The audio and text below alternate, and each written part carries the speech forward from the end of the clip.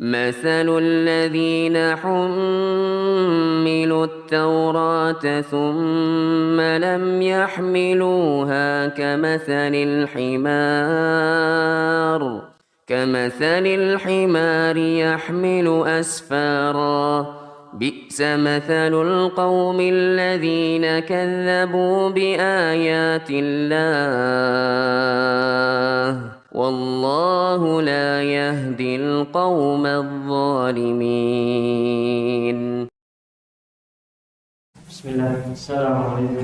بنفس واحدة وخلق منها زوجها وبث منهما رجالا كثيرا ونساء واتقوا الله الذي تساءلون به والأرحام إن الله كان عليكم رقيبا. يا أيها الذين آمنوا اتقوا الله وقولوا قولا سديدا يصلح لكم أعمالكم ويغفر لكم ذنوبكم ومن يطع الله ورسوله فقد فاز فوزا عظيما. أما بعد فإن خير الحديث كتاب الله وخير الهدي هدي محمد صلى الله عليه وعلى آله وسلم وشر الأمور محدثاتها فإن كل محدثة بدعة وكل بدعة ضلالة وكل ضلالة في النار. Alhamdulillah, kita bisa melanjutkan pelajaran kita dari kitab Ad-Durus Al-Muhimmah Li'amatil Ummah karya Syekh Abdul Aziz bin Abdullah bin Baz rahimahullahu ta'ala.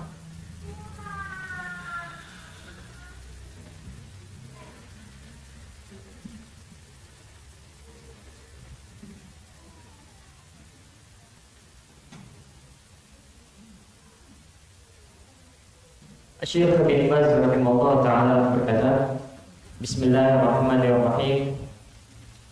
Alhamdulillahi rabbil alamin wal 'aqibatu lil muttaqin wa sallallahu wa sallama ala 'abdihi wa rasulihi nabiyina Muhammadin wa ala alihi wa ashabihi ajma'in. Kita masih di muqaddimah kita Ad-Durus Al-Muhimmah Li'amatil Ummah. Syekh rahimahullah ta'ala mengatakan, Alhamdulillahi rabbil alamin. Segala puji hanya bagi Allah Subhanahu wa ta'ala, Rabb semesta alam. Wal 'aqibatu lil muttaqin, akhir yang baik bagi orang-orang yang bertakwa. Wassallallahu wasallam ala 'abdihi wa rasulihi nabiyina Muhammad wa ala alihi wa ashabihi ajma'in. Salawat dan salam semoga senantiasa tercurahkan kepada hamba-Nya dan Rasul-Nya Nabi kita Muhammad sallallahu alaihi wasallam dan kepada keluarganya serta para sahabatnya seluruhnya. Amma ba'd, fa hadhihi kalimatun mujazah fi bayani ba'dhi ma yajibu an ya'rifahu al-'amma an dinil Islam. Samaituha Ad-Durus Al-Muhimmah Li'amatil Ummah. Was'alullaha an yanfa'a bihal muslimina wa an yaqabbalaha minni innahu jawadul karim. Abdul Aziz bin Abdullah bin Baz. Sebelum kita membahas sedikit tentang muqaddimah dari Syekh bin Baz rahimahullah ta'ala ini,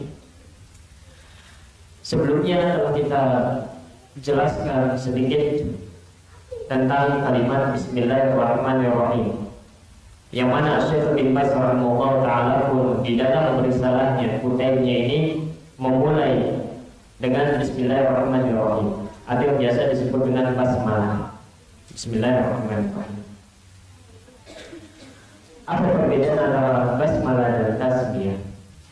Sudah kita sebutkan, basmalah itu adalah Bismillahirrahmanirrahim, adapun tasbih adalah Bismillah saja tanpa Ar-Rahmanir-Rahim. Meskipun jumhur ulama mereka tidak membedakan antara basmalah dan tasbih. Jumhur mereka mengatakan bahwa basmalah ya tasbih, tasbih ya basmalah, tidak ada bedanya. Hanya saja kita membedakan basmalah dan tasbih dalam rangka untuk pembelajaran agar lebih memudahkan kita. Kemudian setelah kita sebutkan juga apa alasan Syekh Ibn Baz rahimahullah ta'ala ataupun para masyayikh yang lain telah memulai kitabnya dengan basmalah. Ada yang tahu? Ada apa saja yang pertama? Iya. Kemudian menjaga Rasulullah. Kemudian yang ketiga, kita baru ngalam berkah. Yang keempat, menjaga para ulama terdahulu. Suara saya jelas kan? Nah, iya. Ini 4 alasan kenapa para ulama atau diantaranya dengan basmalah. Di sana ada sebuah hadis Rasulullah SAW di mana Rasulullah SAW mengatakan kullu amrin dzi balin la yubda'u fihi bi bismillahirrahmanirrahim fa huwa aqta.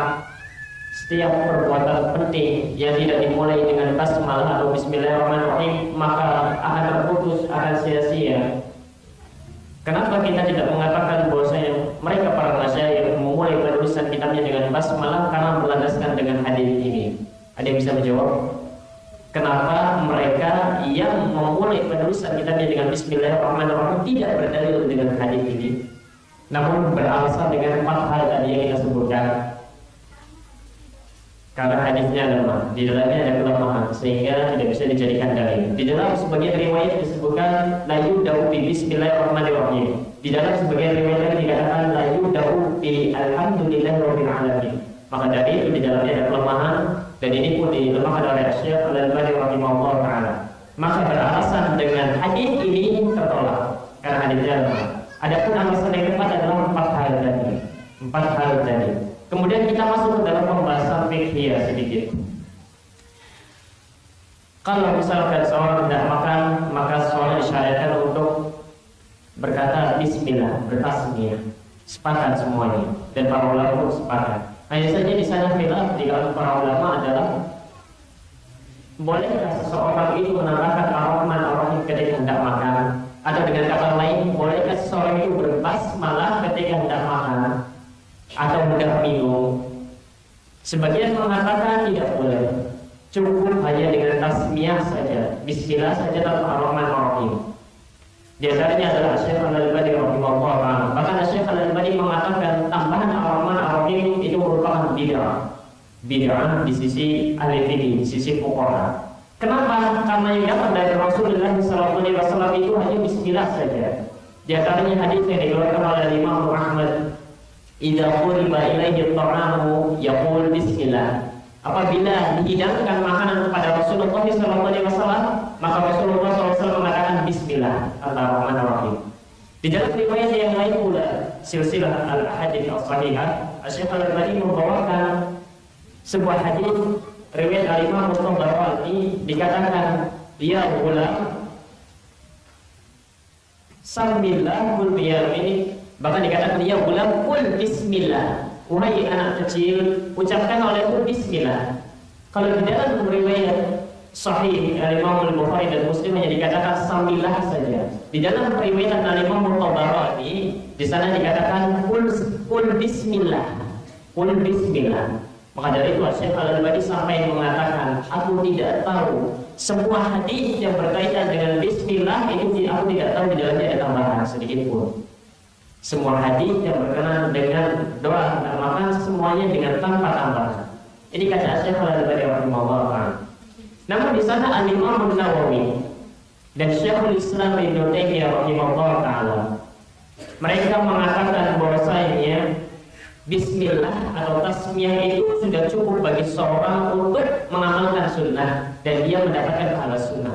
Adapun apabila ditambahkan dengan ar-Rahman ar-Rahim, apabila seseorang itu berbasmalah bismillahirrahmanirrahim, karena hasanah, kata Imam Nawawi adalah baik.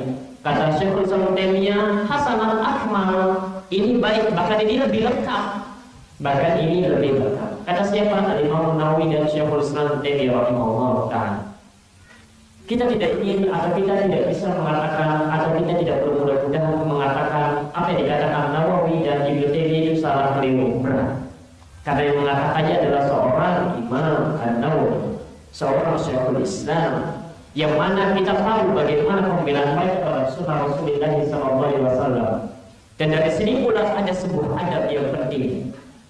Ada adab yang penting. Di antaranya jangan terburu-buru untuk mengatakan apabila seorang alim dari kalangan Ahlus Sunnah itu menurut kita bertentangan dengan hadis, kalau kita katakan ini keliru, ini salah. Jangan terburu-buru demikian. Dan telah kita sebutkan di antara contoh-contohnya. Di antara contoh yang menarik adalah apa yang dilakukan oleh Imam Malik rahimahullah taala. Siapa Imam Malik? Imam Malik adalah najmus sunnah, kata Imam Syafi'i. Idza jaa al-athar fa malikun najm, kata Imam Syafi'i. Apabila datang athar riwayat dari sahabat atau dari Rasulullah SAW, maka Al-Imam Malik ini merupakan bintangnya. Bahkan Al-Imam Abdullah bin Wahab mengatakan, laula Malik wal Laits lawalantu. Kalau bukan karena adanya Malik dan Laits, maka sungguh aku pasti akan tersesat. Sungguh pasti akan tersesat. Katanya karena aku menyangka setiap hadis yang datang dari Rasulullah SAW itu bisa diamalkan. Ternyata tidak seperti itu. Tidak semua hadis yang datang dari Rasulullah SAW itu bisa langsung diamalkan. Maka keliruan orang yang mengatakan beragama ini mudah, ada dalil kita amalkan, gak ada dalil tertolak. Ini adalah ucapan yang keliru. Kenapa? Karena tidak semua dalil yang datang kepada kita bisa langsung diamalkan. Kenapa? Menunggu dulu penjelasan dari para ulama. Saya pernah dahulu memberikan contoh permisalan tentang hal ini. Ada sebuah hadis yang dihasankan atau disahihkan oleh Syekh Al-Albani rahimahullah taala, di mana hadis itu maknanya adalah apabila engkau hendak memakai sandal maka duduklah. Kalau ingin memakai sandal itu duduk. Kemudian kawan saya ini menggunakan sandal swalau. Ketika hendak keluar dari majelis, saya katakan, kata Rasulullah, apabila ingin memakai sandal maka duduklah. Hadisnya sahih kata saya, Syekh Al-Albani. Nih, katanya ada dalil, kerjakan. Kalau ada dalil, tidak dikerjakan. Coba, bagaimana cara kamu dalil ini? Akhirnya dia pun duduk, kemudian pakai sandal. Dipakai sandal swallow-nya. Saya tersenyum dan tertawa. Kemudian dia mengatakan, oh kalau aku tertawa berarti ada apa-apa katanya. Saya katakan, tidak semua dalil itu bisa langsung kita amalkan. Tidak semua dalil yang datang kepada kita bisa langsung diamalkan. Tapi itu menurut penjelasan para ulama. Apa maksud sandal di sini? Para ulama menyebutkan bukan sandal seperti sandal swallow, bukan, tapi maksudnya sepatu. Ketika ingin memakai sepatu jangan berdiri, tapi adabnya sunnahnya duduk dipakai. Kalau sandal swallow tidak termasuk. Nah ini pentingnya. Karena kenapa? Karena ucapan ini akhirnya orang-orang yang tidak memiliki ilmu pun ia memahami hadis sendiri, kemudian ia pun mengamalkan sendiri. Yang akhirnya yang ada adalah perusahaan dan perusahaan. Nah itu Al-Imam Malik. Pernah ada yang bertanya kepada Al-Imam Malik. Al-Imam Malik meriwayatkan sebuah hadis di dalam kitab Al-Muwatta. Hadisnya sahih. Dan ini pun hadis dikeluarkan oleh Al-Imam Tirmidzi. Sebuah hadis tentang muamalah, tentang jual beli. Kemudian Al-Imam Malik ditanya, wahai Imam, engkau meriwayatkan sebuah hadis di dalam Al-Muwatta. Namun kenapa engkau tidak mengamalkan hadis tersebut? Padahal engkau meriwayatkannya. Coba kalau misalkan Imam Malik hidup di zaman kita, kira-kira apa yang akan kita katakan kepada Imam Malik? Imam Malik meriwayatkan hadis, tapi Imam Malik tidak mengamalkannya. Coba bayangkan, sahih. Maka Imam Malik berkata dengan jawaban yang sangat tegas. Imam Malik mengatakan, liya'lam al-jahilu mithlu anni al-ilmi taraktuhu. Agar orang bodoh sepertimu itu tahu bahwasanya aku tidak mengamalkan hadis ini karena ilmu, bukan karena hawa nafsu. Masya Allah, Al-Imam Malik. Maka dari itu jangan terburu-buru ketika melihat seorang alim ahli sunnah yang menurut kita menyelisih hadis atau menyelisih dalil. Bisa jadi dia tidak tahu, bisa jadi dia tahu, tapi maksudnya bukan itu. Bagaimana dalam hadis ini tidak semudah yang dibayangkan dalam memahaminya. Maka jangan terburu-buru lebih dahulu mengatakan bahwasanya ulama ini menyimpang, ulama ini keliru, sesat, bahkan melakukan bid'ah dan lain sebagainya. Hal yang menarik yang dicontohkan pula oleh Syekh Al-Albani rahimahullah taala. Banyak di antara yang dilakukan oleh Syekh Al-Albani rahimahullah taala. Di antaranya telah kita sebutkan pada pertemuan yang lalu. Tatkala seorang makmum bangkit dari rukunya, maka imam mengatakan sami Allahu liman hamidah. Makmum pun mengucapkan Rabbana wa lakal hamd. Bahkan di dalam hadis dikatakan idza qala al-imam sami Allahu liman hamidah faqulu, dengan perintah, dengan fi'il amr. Maka ucapkan oleh kalian yang di belakangnya ini menjadi makmum Rabbana wa lakal hamd. Tapi tahukah kita apa yang dikatakan oleh Syekh Al-Albani rahimahullah taala? Syekh Al-Albani mengatakan bahwasanya imam mengucapkan sami Allahu liman hamidah dan makmum pun mengucapkan sami Allahu liman hamidah. Bersamaan dengan itu Syekh Al-Albani rahimahullah taala sering mengulang-ulang hadis ini di dalam kitab sifat salat Nabi-nya. Oh mungkin Syekh Al-Albani tidak tahu, Syekh Al-Albani tahu, bahkan Syekh Al-Albani menulis dalil ini. Oh berarti kalau gitu Al-Albani pengikut hawa nafsu. Tidak semudah itu. Syekh Al-Albani berdalil semacam itu karena ada seorang ulama salaf yang berkata demikian. Seorang ulama salaf yang ketika memahami hadis ini, ia memahaminya bahwasanya imam dan makmum pun mengucapkan sami Allahu liman hamidah. Tapi bukan di sini tempatnya mana yang lebih kuat dan mana yang kurang kuat. Karena ini hanya sekedar contoh saja. Nanti kita akan sebutkan pada permasalahan tentang sholat. Ini diantara bentuk beradab kepada ilmu dan para ahli ilmu. Karena diantara orang yang telah hijrah, diantara orang yang sudah senang banyak membaca, kemudian kalau ia membaca suatu hal, akhirnya ia pun mengumumi beberapa para ulama. Dan ini keliru. Itu tadi permasalahan tentang apabila kita hendak makan, bolehkah kita membaca atau berbasmalah? Maka para ulama khilaf. Adapun kita atau saya pribadi lebih condong kepada bahwa saya ketika hendak makan adalah cukup bertasmiyah saja. Bersamaan dengan itu saya tidak berani atau berat bagi saya untuk mengatakan bahwa saya apa yang dikatakan oleh Nawawi dan Syekhul Islam Taimiyah itu salah, keliru. Tidak. Namun yang saya lebih tenang dan lebih tenang hatinya adalah bahwasanya yang lebih tepat wallahu ta'ala alam adalah bertasmiyah saja dan tidak berbasmalah. Di sini ada pelajaran sangat penting juga. Guru-guru kita diantaranya Syekh Hamid Akram Al-Bukhari, Muslim negeri Madinah, yang memberikan riwayat kepada kita, riwayat Al-Muwatta, Sahih Bukhari, Sahih Muslim, dan lain sebagainya. Ia sering senantiasa berkata di dalam majelis tersebut, ia mengatakan man kathura ilmuhu qalla inkaruhu wa man qalla ilmuhu kathura inkaruhu. Siapa yang banyak ilmunya maka akan sedikit pengingkarannya kepada manusia. Dan siapa yang sedikit ilmunya maka akan banyak pengingkarannya kepada manusia. Dan ini merupakan sebuah nasihat yang agung. Bahkan banyak para ulama yang menasihati dengan nasihat yang mulia ini. Karena memang kenyataannya semacam itu. Semakin sedikit atau sedikitnya ilmu yang dimiliki oleh seseorang, itu banyak pengingkarannya. Coba bayangkan oleh kita, misalkan kita baru kenal sudah sehari, 2 hari, banyak pengingkarannya. Ini tidak boleh, itu tidak boleh. Bahkan mudah bagi kita untuk mengatakan ini bid'ah, ini syirik, ini bukan, ini dan lain sebagainya. Dan ini merupakan bentuk contoh bahwasanya kadang seorang yang sedikit ilmunya itu kadang pengingkarannya lebih banyak. Namun ketika seseorang itu memiliki ilmu yang berlebih, ia pun mengetahui berbagai macam hal yang terjadi di dalam para ulama, akhirnya dia berat untuk mengatakan bahwa ini keliru. Hanya saja permasalahannya bukan di situ. Permasalahannya adalah disebutkan oleh Syekh Abdul Salam As-Suwair, pembelajar pemula, para penuntut ilmu pemula, orang-orang yang baru hijrah biasanya mereka menganggap salah dan keliru setiap ucapan atau pendapat yang belum dia ketahui. Betapa banyak ucapan dan pendapat yang belum kita ketahui, kita anggap itu keliru dan salah. Meskipun itu datang dari ulama kibar, meskipun itu datang dari Syekhul Islam, meskipun itu datang dari muhyiddin, pemilik agama. Dan saya belum pernah ada, dan saya sering membahas tentang Bismillahirrahmanirrahim di beberapa majelis bersama ikhwan. Tatkala kita mengatakan bolehkah kita mengucapkan Bismillahirrahmanirrahim ketika hendak makan, maka serentak semuanya mengatakan tidak boleh. Di antara mereka mengatakan tidak boleh, di antara mereka mengatakan bid'ah. Kemudian saya katakan bahwasanya Al-Imam Nawawi mengatakan bahwasanya Bismillahirrahmanirrahim itu hasanah baik, bahkan itu lebih lengkap. Bahkan bukan hanya Al-Imam Nawawi, Syekhul Islam Ibnu Taimiyah rahimahullah taala mengatakan demikian. Kemudian saya katakan, jadi bagaimana? Ia mengatakan tidak boleh. Ini Imam Nawawi, Syekhul Islam Ibnu Taimiyah mengatakan.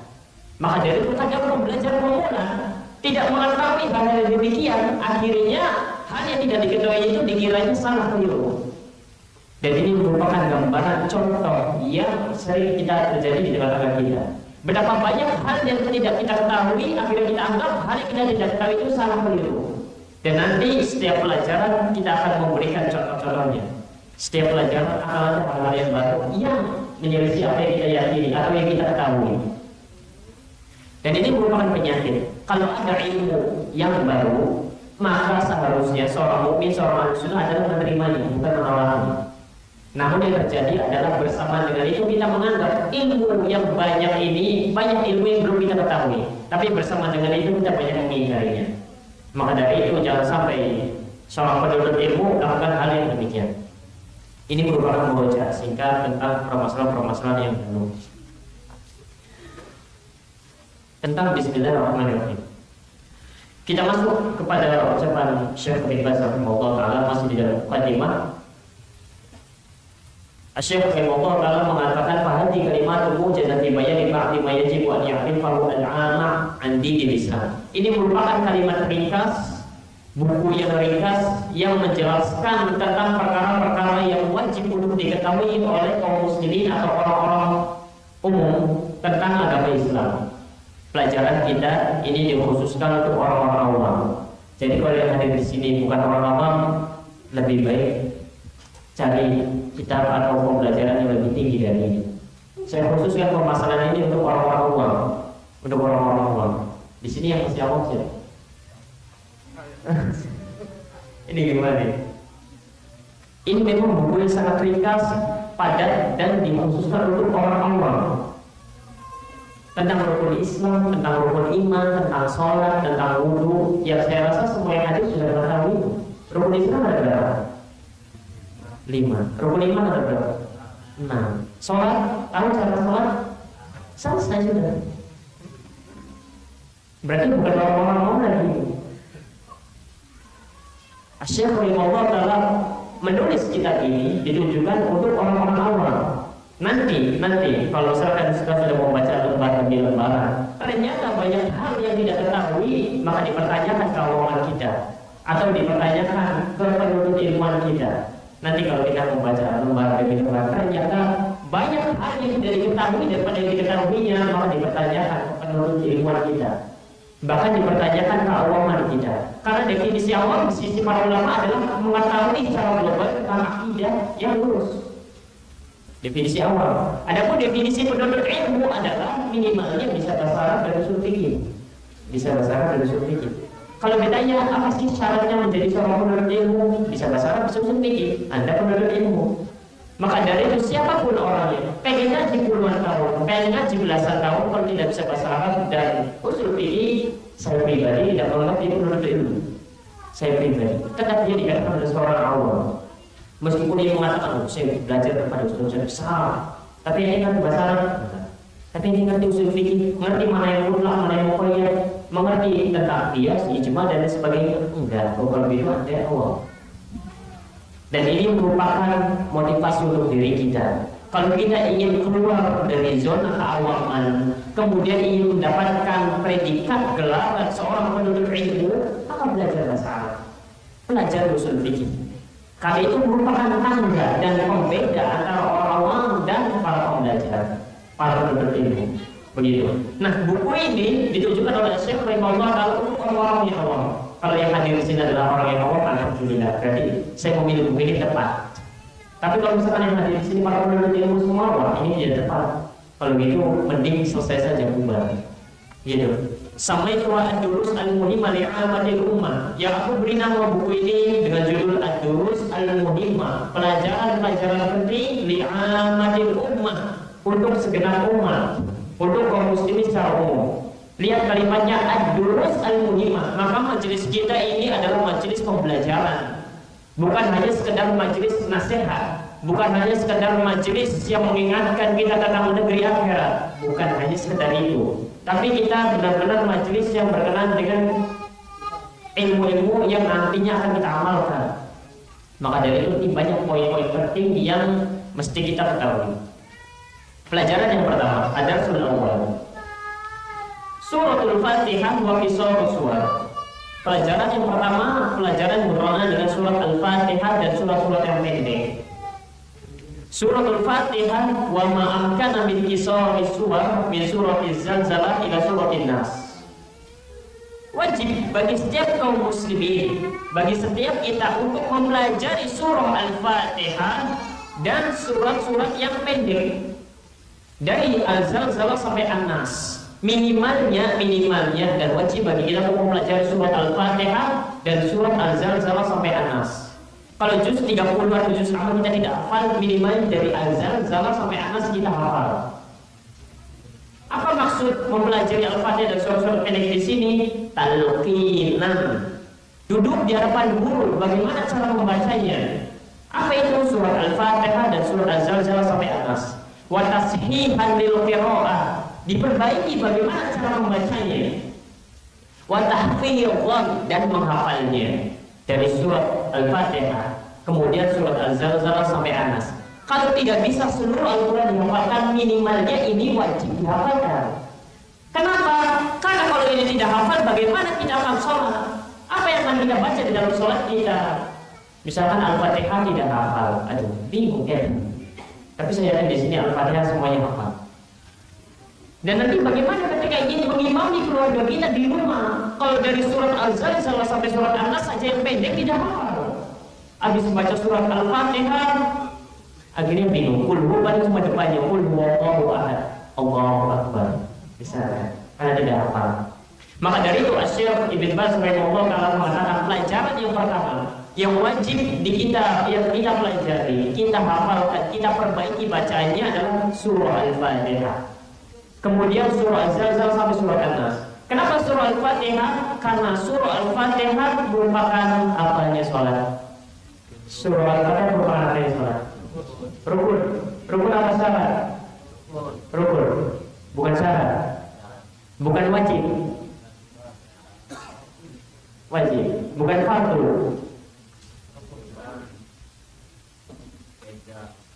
Apa bedanya? Syarat, rukun sama wajib. Syarat sebelum rukun, iya. Kalau wajib menghukum. Iya. Nanti dalam sholat juga ada rukun, syarat, wajib, sunnah dan lain sebagainya. Kalau syarat ditinggal, bagaimana sholatnya? Misal apa syarat sah sholat contohnya? Toharoh menghadap kiblat. Kalau rukun ditinggal, sholatnya sah tidak? Tidak. Kalau wajib ditinggal, sholatnya sah tidak? Sah sholatnya, tapi sujud sahwi. Nah ini perbedaan singkat tentang syarat, rukun dan wajib. Nanti kita akan pelajari di permasalahan sholat. Nah, surah Al-Fatihah ini merupakan rukun sholat. Yang kalau seseorang tidak membaca Al-Fatihah maka tidak sah sholatnya. Kenapa? Karena Rasulullah SAW bersabda, la sholat liman lam yaqra' bi Fatihatil kitab. Tidak ada sholat bagi orang yang tidak membaca Al-Fatihah. Maka dari itu, Asy-Syaikh Ibnu Baz mengatakan wajib bagi kita, wajib bagi kaum muslimin untuk mempelajari surah Al-Fatihah. Mempelajari apanya? Mempelajari bagaimana cara membacanya. Mempelajari apanya? Mempelajari tentang makna-makna yang terkandung di dalamnya. Kalau seseorang mengatakan atau membaca surah Al-Fatihah dengan kalimat Alhamdulillahirabbil alamin, khawatir nama sholatnya tidak sah. Karena Al-Fatihah alhamdu dengan ha, bukan alhamdu dengan ha. Maka dari itu wajib bagi kita untuk mempelajari surah Al-Fatihah. Dan yang pertama kali dipelajari cara membacanya, mentalkinkan, membenarkan bacanya adalah surah Al-Fatihah sebelum surat yang lain. Maka kalau belajar tahsin, belajar tajwid, yang pelajarannya dipelajari pertama itu surah Al-Fatihah. Saya belajar surah Al-Fatihah 2 bulan, tapi seminggu sekali, jadi cuma 8 pertemuan. Saya belajar Al-Quran saat kelas 3 SMA. Semoga ini bukan ria dan semoga ini menjadi motivasi bagi kita. Saya pribadi belajar Iqra 1, 2, 3 itu SMA kelas 3. Saya kenal dakwah sunnah saat di tahun 2011 atau saya saat itu sedang kelas 2 SMA. Begitu saya mengenal dakwah sunnah, saya berpikir kira-kira apa yang harus diperbaiki dalam diri saya. Saya tahu bahwasanya saya suka sholat 5 waktu senantiasa saya kerjakan. Maka dari itu saya katakan sholat saya harus benar, harus sesuai dengan sholatnya Rasul. Maka saya pun mempelajari sholat. Kemudian saya sering membaca Al-Quran kali. Tapi ketika membacanya, ngedengar sendiri pun sudah sesak rasanya, pusing. Padahal suara sendiri, tapi udah, berat. Akhirnya saya belajar. Saya tanya kawan saya, di mana saya bisa belajar Al-Quran? Dari Iqra 1. Dari Iqra 1. Iqra 1 saya selesai seminggu, Iqra 2 selesai seminggu, kemudian Iqra 3 qadarullah berbenturan dengan waktu itu zamannya sudah pengen ujian, pulangnya maghrib, isya akhirnya tidak sempat. Ikut 3 saya berhenti. Setelah lulus SMA saya belajar Al-Fatihah kepada Ustaz Afif yang memiliki pondok di Balungan. Dulunya di evakuasi, akhirnya saya datang belajar Al-Fatihah. Alhamdulillah, saya berkata kepada Ustaz Afif ketika hendak dibubarkan majelis, Ustaz tolong koreksikan bacaan Al-Fatihah saya. Saya sudah belajar teorinya dari awal sampai akhir. Saya ingin dikoreksikan benar. Alhamdulillah ketika Ustaz Afif mengatakan iya sudah benar, tidak ada yang salah. Alhamdulillah cukup untuk bekal dari soal saya. Karena saya ingin soal saya diterima dan saya ingin soal saya seperti soal Rasulullah SAW, maka saya mau pelajari bagaimana cara membaca Al-Fatihah dan saya pelajari bagaimana cara sholatnya Rasulullah SAW. Maka dari itu pelajaran yang terpenting adalah mempelajari bagaimana cara membaca surah Al-Fatihah yang benar dari seorang guru, bukan baca sendiri, bukan nonton di YouTube, bukan baca teorinya sendiri di buku. Oh bacanya begini, enggak. Tapi belajar dari ahlinya di hadapan seorang guru. Kemudian menghafal dan menyetorkan bacaan surat-surat pendek dari surat Al-Zalzalah sampai surat An-Nas minimal. Kalau bisa lebih, maka itu baik. Wa syarhan lima yajibu fahmahu, dan mempelajari makna-maknanya. Surah Al-Fatihah dan surah Al-Zalzalah sampai surat An-Nas, minimalnya kita mengerti apa yang kita baca di dalam sholat kita. Apa makna alhamdulillahirabbil alamin? Apa makna ihdinas siratal mustaqim? Apa makna kalimat ar-Rahman ar-Rahim? Sehingga ketika sholat kita merasakan bagaimana keagungan Allah Subhanahu wa taala. Sehingga kita sedang sholat kita pun merasakan nikmat dan terangnya sholat. Rasulullah itu menjadikan qurrata aininya atau penenang hidupnya itu di dalam sholat. Makanya mengatakan arihna bis sholat, istirahatkanlah kami dengan sholat.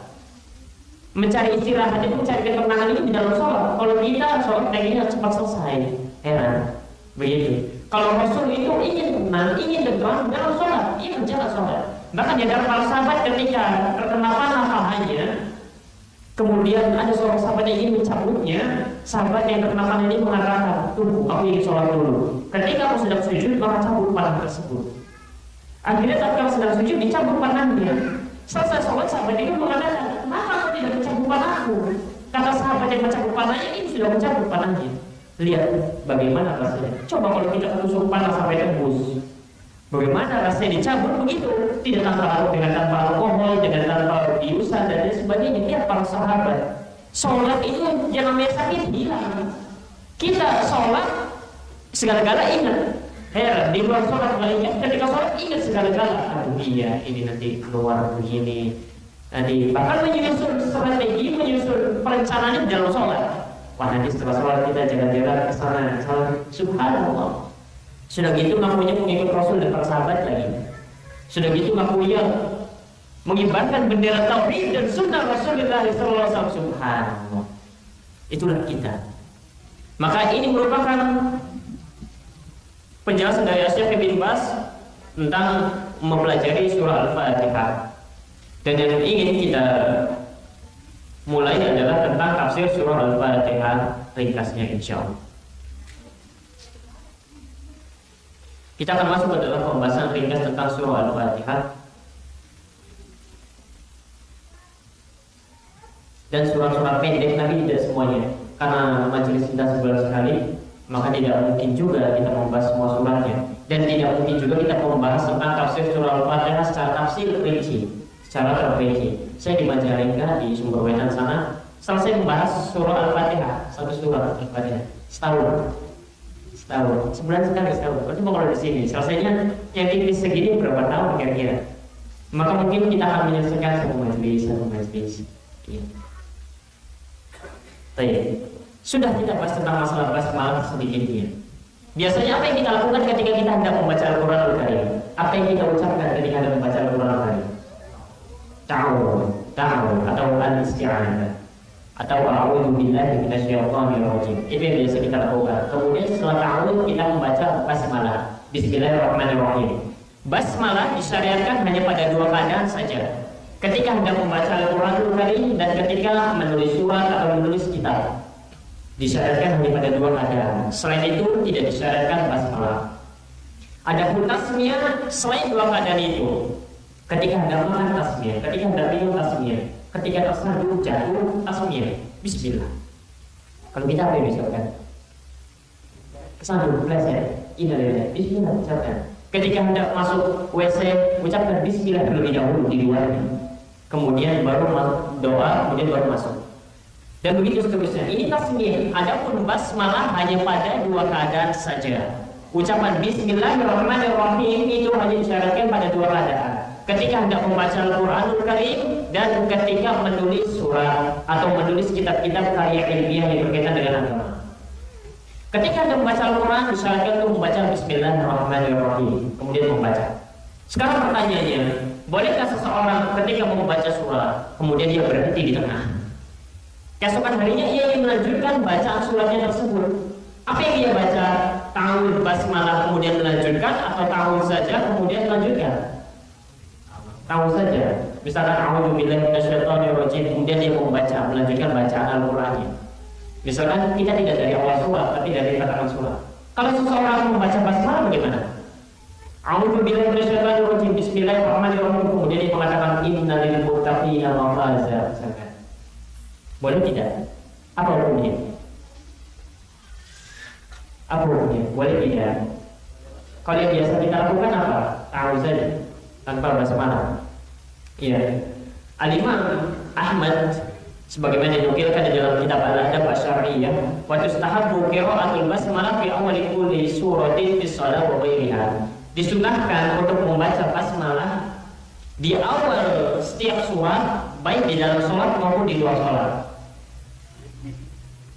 Bahkan terdapat nas dari Al-Imam Muhammad bin Hanbal, la yada'uha, jangan sampai meninggalkan untuk membaca Bismillahirrahmanirrahim di setiap awal surat. Di setiap awal surat, kecuali di surat apa? Di surat apa? Di surat At-Taubah. Surat At-Taubah itu hanya ta'awudz kemudian langsung membaca, tidak dengan basmalah. Baik di dalam sholat maupun di luar sholat. Maka dari sini kita tahu mazhab Al-Imam Muhammad atau mazhab Hambali itu senantiasa membaca bismillah ketika hendak membaca surat. Ketika hendak membaca Al-Fatihah membaca bismillah. Ketika hendak membaca surat yang lain selain Al-Fatihah membaca bismillah, tapi dengan sir. Ini mazhab Al-Imam Muhammad bin Hanbal. Itu yang pertama. Kemudian Al-Imam Muhammad ditanya, fa in qara'a min ba'di surah yaqra'uha. Kalau seseorang itu membaca di pertengahan surat, apakah ia membaca basmalah? Maka Imam Muhammad mengatakan la ba'sa, tidak mengapa ia membaca basmalah. Maka membaca basmalah di pertengahan surat tidak mengapa. Bukan hal yang makruh, bukan hal yang haram, bukan pula hal yang bid'ah, bukan, tapi itu hal yang diperbolehkan. Maka sesekali seseorang itu a'udzu billahi minasyaitonir rajim bismillahirrahmanirrahim untuk menunjukkan bahwa saya membaca bismillah di pertengahan surat itu boleh. Jangan sampai nanti dia hanya a'udzu billahi minasyaitonir rajim kemudian langsung membaca. Tapi sesekali bacalah bismillahirrahmanirrahim dan terangkan bacaan Al-Qur'an ketika melanjutkan bacaan kita. Ya. Kemudian tadi ta'awudz kemudian basmalah. Kita ingin fokus ke ta'awudz terlebih dahulu, isti'anah. Kenapa seseorang ketika hendak membaca berta'awudz? Kenapa dia berta'awudz ketika hendak membaca? Ada yang bisa menjawab? Iya. Dalilnya An-Nahl ayat 98. Fa idza qara'al Qur'ana fasta'in billahi minasyaitonir rajim. Ada yang belajar bahasa Arab di sini? Yang ingin belajar bahasa Arab di sini siapa? Ada tidak? Ada tidak? Coba jangan malu-malu. Satu. Cuma satu orang. Satu orang. Sudah sampai pelajaran fi'il belum? Ada yang mengerti tentang fi'il? Ada fi'il madhi, fi'il mudhari', fi'il amr. Fi'il madhi, fi'il mudhari', fi'il amr. Kalau fi'il madhi itu maknanya telah lalu atau lampau, telah dikerjakan. Misalkan qara'tul Qur'ana. Qara'tu ini namanya fi'il madhi. Qara'tul Qur'an artinya aku telah membaca Al-Qur'an Karim. Berarti sekarang lagi membaca apa tidak? Jawabannya tidak. Tapi kapan membacanya? Sebelum ini. Adapun kalau saya mengatakan aqra'ul Qur'an, aqra'u dengan fi'il mudhari maka maknanya aku sedang membaca Al-Qur'an. Kalau qara'tu aku telah membaca Al-Quran. Kalau aqra'u, aku sedang membaca Al-Quran. Allah Subhanahu wa taala berfirman, "Fa idza qara'tal Qur'ana." Qara'ta di sini bahasa namanya fi'il madhi. Apa arti fi'il madhi? Telah lalu, telah lampau. Kalau diterjemahkan fa idza qara'tal Qur'ana, apabila engkau telah membaca Al-Qur'anul Karim fasta'in billah, maka mohonlah perlindungan kepada Allah minasyaitonir rajim, dari godaan syaitan dan buruk. Kalau melihat ayat ini, Allah memerintahkan kita berta'awud, beristi'adzah itu sebelum membaca Quran atau setelah membaca Al-Quran? Setelah. Kenapa kita baca sebelum? Padahal ayatnya jelas. Ayatnya jelas. Fa'idha qara'tal Quran. Apabila engkau telah membaca Al-Quranul Karim. Kalau tidak percaya, coba tanya yang belajar bahasa Arab. Fil madhi, fil itu ada tiga, madhi, mudhari, amr. Dan qara'ta di sini sepakat semuanya bahwa qara'ta di sini adalah fi'il madhi. Tidak ada yang mengatakan ini fi'il amr, tidak. Tidak ada yang mengatakan fi'il mudhari, tidak. Semuanya sepakat, jumhur, ijma. Qara'ta di sini adalah fi'il madhi. Yang mana fi'il madhi itu bermakna telah tahu, telah lewat, telah lalu. Dan ini dahulu saya pernah bertanya kepada guru saya waktu SMA, Pak, kenapa kita bertahu sebelum bukan sesudah? Ya karena Allah berfirman, "Fa'idza qara'tal Qur'ana fasta'in billah." Lalu saya katakan, bukankah qara'ta sudah fi'il madhi, yang artinya apabila engkau telah membaca Al-Quran maka berta'awudlah. Akhirnya bapaknya bingung. Iya ya, qara'ta fi'il madhi. Bagaimana? Al-Imam Ibnu Katsir dalam kitab tafsirnya mengatakan, qala ta'ifa minal qurra wa ghairihim yata'awwadu ba'dal qira'ah wa'tamadu 'ala dhahiri siyaqil ayah wa lidaf'il i'jab ba'da faraghil ibadah. Sebagian ahli qira'ah, ulama qira'ah dan selain mereka, yata'awwadu ba'dal qira'ah. Mereka berta'awud, beristi'adzah setelah membaca Al-Qur'anul Karim. Al-Imam Ibnu Katsir, silakan yang punya tafsir Ibnu Katsir setelah ini dibuka. Di juz yang pertama, sebelum masuk ke Al-Fatihah, Imam Ibnu Katsir membahas tentang ta'awud dulu. Tadi di sana disebutkan sebagian kelompok dari para ahli qiraat dan selain mereka berpendapat bahwasanya mereka berta'awud itu setelah membaca Al-Quran, bukan qabla tapi ba'da.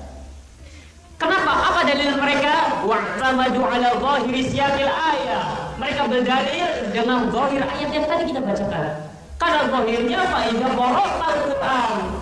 Fa'idza qara'tal Qur'an, apabila engkau telah membaca Al-Quran. Maka sebagian ahli qiraah dan selain mereka berpendapat bahwasanya ta'awud itu setelah membaca Al-Quran. Pertama dalilnya mana? Ayat yang tadi.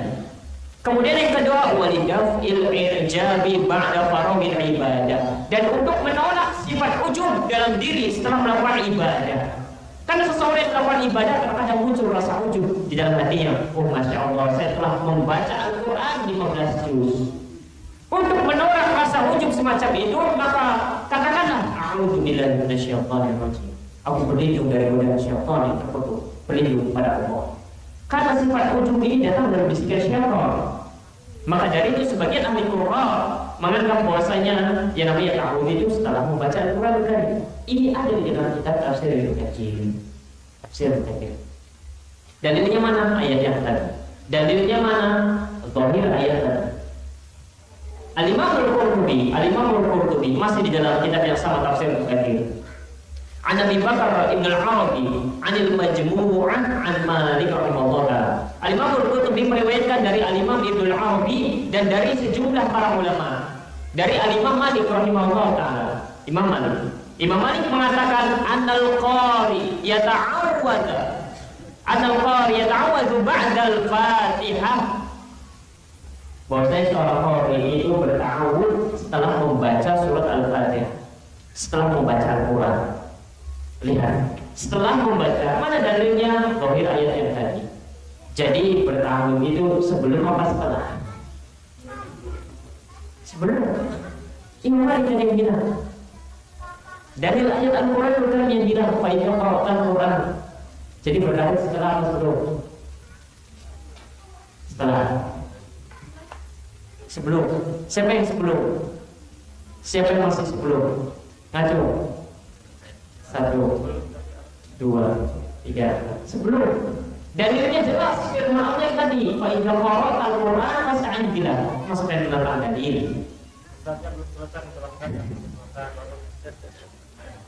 Iya. Kemudian dilanjutkan oleh Ibnu Katsir itu pendapat para ulama. Di antara mereka ada yang mengatakan bahwa namanya ta'awudz itu setelah membaca Al-Quran, dan itu tidak dipungkiri karena zahir ayat menunjukkan hal tersebut. Di antara mereka ada yang mengatakan ta'awudz itu setelah membaca Al-Quran karena dalam rangka untuk menolak ujub, kata mereka. Dan itu memang tidak dipungkiri, dibenarkan. Sebagian ada yang mengatakan bahwasanya berta'awudz itu sebelum dan sesudah. Sebelum membaca Al-Quran berta'awudz dan setelah membaca Al-Quran berta'awudz. Pertama, ada yang berpendapat bahwasanya ta'awudz itu setelah membaca Al-Quran saja. Mana dalilnya? Firman Allah yang tadi, zahirnya begitu. Yang kedua, ada yang berpendapat yang namanya ta'awudz itu sebelum membaca Al-Quran dan setelah membaca Al-Quran.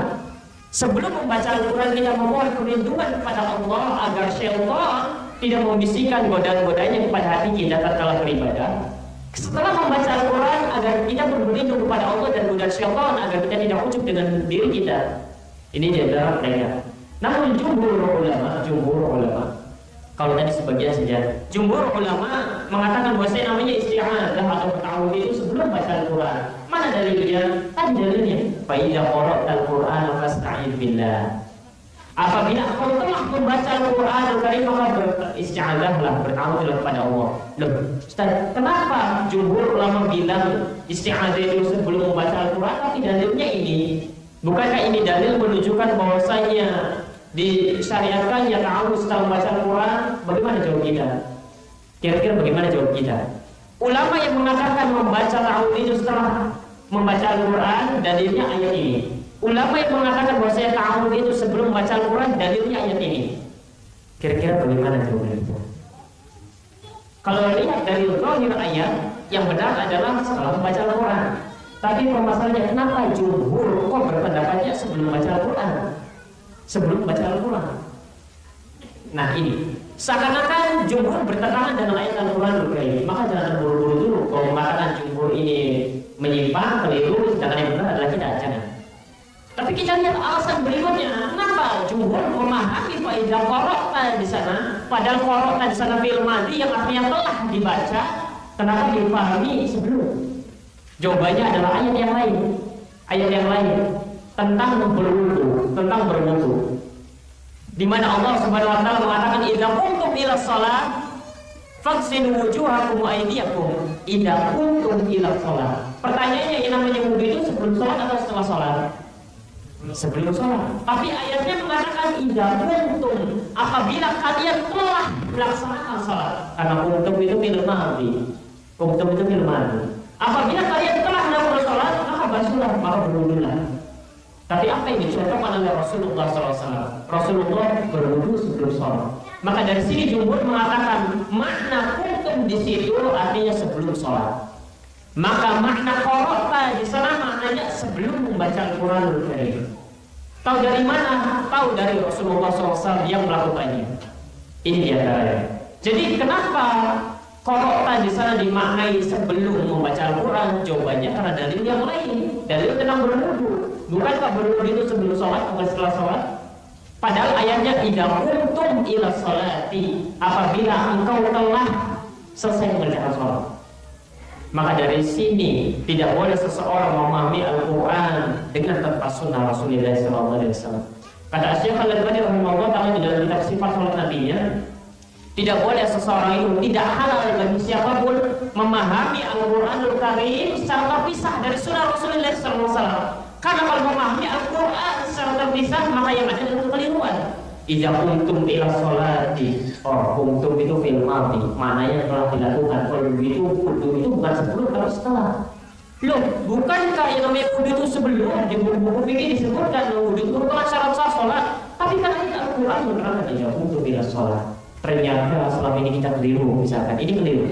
Karena memahami Al-Quran dengan memahaminya sendiri. Dan dari sini pula seseorang itu ketika belajar bahasa Arab, tujuannya adalah ingin memahami ucapan para ulama, bukan ingin memahami Quran. Kalau ingin memahami Quran yang adalah kesesatan, karena secara bahasa idza qumtum ya setelah selesai sholat. Begitu. Maka dari itu ketika saya pribadi kalau ditanya kenapa Anda belajar bahasa Arab, saya katakan supaya bisa memahami ucapan para ulama tatkala menjelaskan Al-Quran dan Sunnah Rasulullah SAW. Kalau ingin mengerti arti Al-Quran, terjemahan banyak. Kalau ingin mengerti tentang Al-Quran, ya keliru nantinya.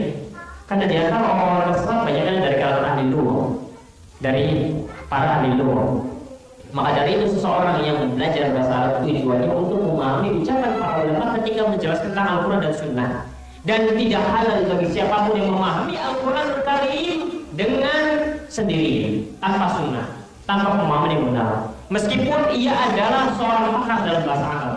Bahkan Syekh Al-Albani mengatakan meskipun dia adalah sibawih di zamannya, seorang imam dalam ilmu bahasa Arab, ia tidak boleh memahami Al-Quran sendiri. Karena yang ada adalah penyimpangan dan kesesatan. Selesai kita telah pembahasan tentang ta'awun. Yang namanya ta'awun itu disyariatkan sebelum membaca Al-Quran.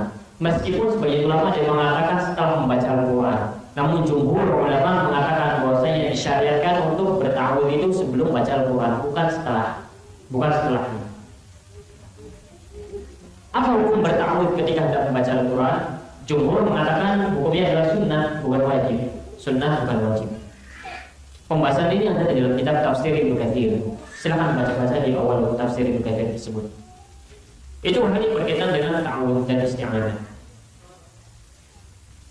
Jadi, kapan disyariatkannya beristi'adzah, ta'awudz? Kapan dibaca yang a'udzubillahi minasyaitonir rajim? Apa jawabannya? Sebelum. Loh, baca ayatnya mengatakan fa idza qara'al Qur'an. Apabila engkau telah membaca Al-Quran, kira-kira apa jawaban kita? Iya, karena di dalam ayat yang lain tentang berwudu menerangkan hal yang semakna, tapi maknanya jelas belum. Dan hal semacam ini harus dipahami dengan baik.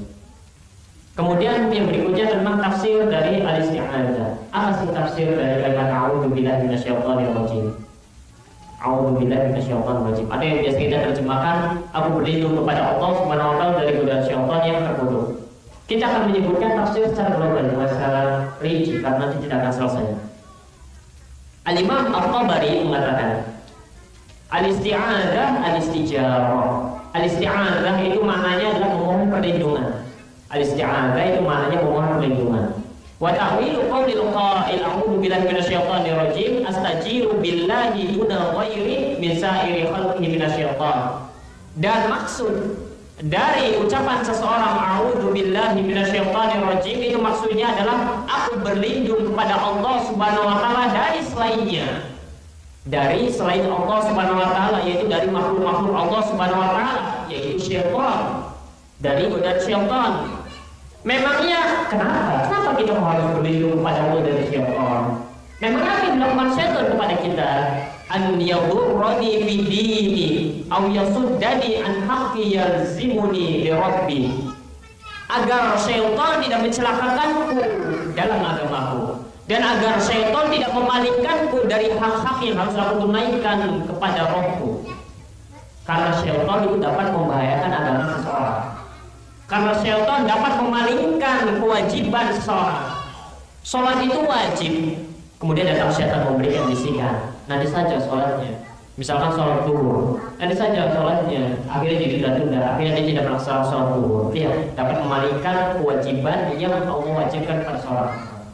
Dia namanya syaitan itu dapat memudoroti agama seseorang. Seseorang yang tadinya berada di atas keistiqomahan, berada di atas agama yang lurus, akhirnya bisa berpaling. Di antaranya akibat godaan dan tipu daya syaitan. Al-Imam Ibnu Katsir mengatakan wa ma'na a'udzu billahi minasyaitonir rajim, makna atau tafsir dari a'udzu billahi minasyaitonir rajim adalah ayastajiru bi janabillahi minasyaitonir rajim. Aku berlindung kepada Allah Subhanahu wa taala dari godaan syaitan yang terkutuk. An yadurrani fi dini, agar syaitan tersebut tidak memudaratku, tidak membahayakanku dalam perkara agamaku. Au dunyaya, agar syaitan tidak membahayakan agama dan urusan duniaku. Au yasuddani an fi'lin ma umirta bihi. Au yasuddani, agar kiranya syaitan tidak menghalangiku an fi'lin ma umirtu bihi, yang aku diperintahkan untuk melakukan sesuatu tersebut. Au yahuddani ala fi'lin ma nahaitu anhu, atau agar kiranya syaitan tidak memotivasi aku untuk melaksanakan sebuah perbuatan manuhi yang aku dilarang darinya. Kita memohon perlindungan kepada Allah agar kita terlindung dari godaan syaitan, dari jerat-jerat syaitan. Memang kenapa dengan syaitan? Karena syaitan dapat membahayakan urusan dunia dan akhirat kita. Karena syaitan dapat memalingkan kita dari kewajiban-kewajiban kita kepada Allah. Karena syaitan dapat memotivasi kita kepada kemaksiatan. Maka kita memohon perlindungan kepada Allah dari itu semua. Apakah sebahaya itu syaitan kepada diri kita? Jawabannya iya. Iya. Syaitan atau iblis laknatullah alaih dahulu telah berjanji di depan Allah Subhanahu wa taala untuk menyesatkan seluruh umat manusia. Tatkala iblis diusir oleh Allah Subhanahu wa taala dari surga dan dicap sebagai seorang yang kafir, bahkan diancam dengan api neraka selama-lamanya, iblis berkata kepada Allah, "Qala fa bi'izzatika la ughwiyannahum ajma'in." Sungguh demi kemuliaanmu duhai Rabbku, aku pasti akan menyesatkan seluruh umat manusia dari jalan yang lurus. Di dalam ayat yang lain dikatakan, "Qala fa bima aghwaytani la aqudanna lahum siratal mustaqim." Karena engkau telah mencapku sebagai hamba yang tersesat ya Allah, karena engkau telah mencapku sebagai hamba yang terlaknat, yang terusir, la aqudanna lahum siratal mustaqim. Sungguh benar-benar pasti aku akan menghalangi umat manusia dari jalan yang lurus. Ini janji iblis dari Allah Subhanahu wa taala. Maka dari itu kita mesti banyak memohon perlindungan kepada Allah Subhanahu wa taala dari godaan syaitan yang terkutuk. Karena syaitan iblis telah berjanji di hadapan Allah dengan sebenar-benarnya janji. Iblis tidak main-main. La aqudanna lahum siratal mustaqim. La aqudanna lahum. Sana ada dua taukid. La aqudanna lahum. Bahkan sebelumnya bersumpah atas kemuliaan Allah. Jadi ada 3 taukid di dalamnya. Kalau satu taukid saja itu menunjukkan bahwa ucapan iblis itu tidak main-main. Tapi iblis mengucapkan dengan 3 taukid sekaligus, yang mananya benar-benar pasti aku akan menghalangi umat manusia dari jalan yang lurus. Tidak ada yang manusia yang bisa berjalan lancar dari jalan yang lurus, tidak ada. Karena iblis akan menghalangi umat manusia dari jalan lurus. Bahkan ketika Al-Imam Al-Hasan Al-Basri ditanya, "Hal yanamu iblis?" Apakah iblis itu tidur? Maka Al-Imam Al-Hasan Al-Basri mengatakan, "Lau nama la wajadna lillahi ta'ala." Kalau seandainya iblis itu tidur, maka saya tidak bisa hidup dengan tenang dan tentram. Bisa hidup dengan tenang, bisa hidup dengan nyaman, tidak ada godaan iblis. Namun faktanya bahwasanya sampai-sampai iblis tidak tidur. Iblis tidak tidur untuk merealisasikan janjinya di depan Allah Subhanahu wa taala. Apa itu? Menghalang-halangi umat manusia dari jalan yang lurus. Kalau hanya semacam ini saja, itu masih mending. Iblis berkata lagi menjelaskan, "Mala'atiyannahum min baini aydihim wa min khalfihim." Sungguh aku akan datang kepada manusia dari arah depan dan belakang mereka. Wa an aymanihim wa an syama'ilihim wa la tajidu aktsarahum syakirin. Dan aku akan datang kepada mereka dari sisi kanan dan kiri mereka. Sampai-sampai aku jamin ya Allah, tidak ada seorang pun dari hamba-Mu yang bersyukur. Janji iblis dari Allah Subhanahu wa taala. Tidak hanya menghalangi umat manusia dari jalan yang lurus, tapi iblis mendatangi manusia dari depan dan belakang, dari kanan dan kiri, sampai-sampai iblis menjadi di hadapan Allah. Tidak ada seorang pun dari hamba Allah yang bersyukur. Maka dari itu Allah Subhanahu wa taala mengatakan, "Wa qalilun min ibadiyas syakur." Sungguh amat sangat sedikit sekali hamba Allah yang bersyukur. Lihat bagaimana hebatnya iblis laknatullah alaihi. Tatkala ia mengatakan sesuatu yang berkomitmen di atasnya, ia pun berjanji. Kalau saja kiranya kita memiliki semangat seperti semangat iblis dalam beribadah pada Allah Subhanahu. Lihat, iblis bersemangat padahal sudah ketahui bahwasanya nanti akhirnya masuk dalam api neraka. Sedangkan kita pintu surga terbuka lebar untuk kita, kemudian kita bermalas-malasan. Iblis saja yang diancamkan neraka bersemangat semacam itu sampai tidak tidur. Iblis tidak tidur membodohkan manusia. Padahal